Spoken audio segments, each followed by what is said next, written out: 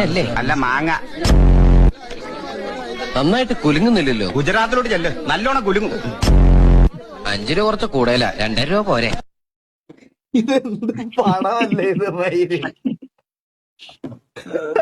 വേഷം രാജാവിന്റെയും സ്വഭാവം പിച്ചക്കാരന്റെ.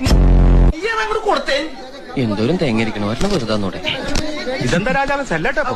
ഇത് 5-ന്റെ നോട്ടിന്റെ അവല. ഓണടിച്ചതാ. ഞാൻ തെറ്റിദ്ധരിച്ചു. ഇതെന്താ വഞ്ചോ തുഴഞ്ഞു പോവാൻ?